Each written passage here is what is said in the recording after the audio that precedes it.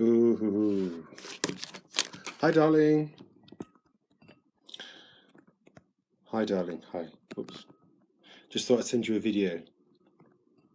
Because it's just so much easier, isn't it? It's so much easier. So, I'm doing this to cheer myself up. It's so much easier to send a video. So, thank you for thinking of me. I appreciate it very much. I appreciate your warmth, your affection, your love, your radiance, your perfection, your warmth and your perfection. And thanks for thinking of me. Yeah, so I thought I would just send. So I'm just sending this silly video because I need to laugh, and I laugh more if I do something different, if I do something silly. I need to laugh. I really need to laugh. I really do need to laugh. So you can't stop me wearing this. So yeah, I've been learning a lot recently about I know one thing I wanted to say was that the person that I am now is not the same as the person as I was a year ago.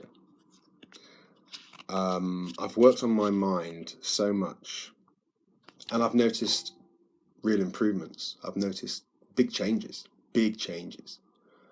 really big changes. But I walk a thin line between failure and success.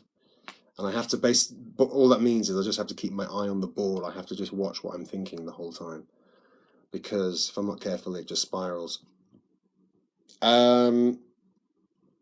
But what I've realized is, as well, and this part requires some tact and some skill, that I relay this correctly, because there's real truth in this, actually. How'd you say? Yes. So the way I used to think about a year ago or 2 years ago, the way I used to think is nowhere near like how I think now. I have created new thoughts and new ways of thinking about things.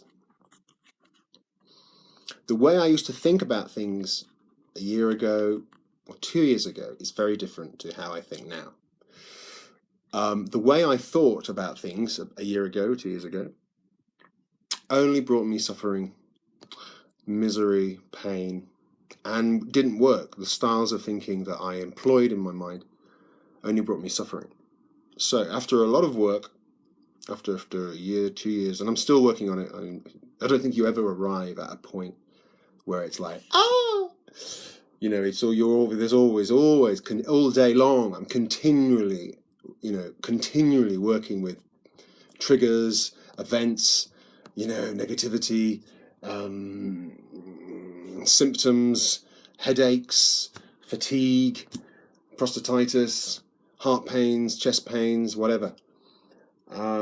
Continually, negative thoughts, doubts, loneliness, all the time, suicidal thoughts all the time, continually working with. It's almost like incessant, and I have to kind of I'm having to constantly guard my mind, protect my mind. And what I realize is, and this is very crucial to understand, is that's right. The way I thought, say, a year ago, 2 years ago, okay, is not how I think now. I think completely different. Now, however, I've noticed,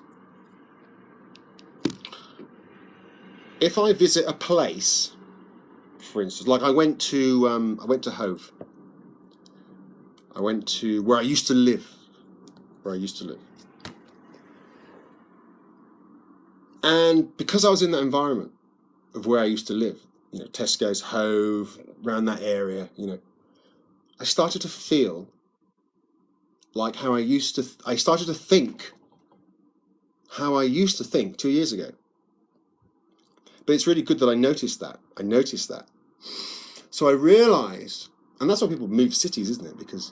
So I realized that it's not as if places It's not as if places from the past, like 11 Victoria Terrace, where I used to live before, it's not as if 11 Victoria, living by that pub and going there again, it's not as if that pub has the power to make me feel worse or anything because of, memories or flashbacks, but rather it stimulates the old way of thinking. So it's all happening in here. Nothing outside of me, no location or place has the power to make me feel one way or the other. But, however, if I visit a place, say, where I used to live, for example, it not only reminds me of past experiences, but it also reminds me of the old ways I used to think, and it sets them off again. They've kind of been quite dormant now. But if I visit a place like I was in Hove, and it sets those off again, it sets those old neuronal patterns, and I want to move away from them. I really want to move away from them. Because otherwise, because they're very destructive, and so basically I have to move away from them. But they're not, the enemy's not outside, the enemy's in here, my mind. So I have to be aware of my mind, and I have to be aware of any outside, like my previous, like, I need to avoid where I used to live. Because it reminds me of how I used to think. The place isn't bad. The place is bad. The place is, it's got nothing to do with the place. The place is fine, The place is pure. It's pure. It's, the enemy's not outside. It's not.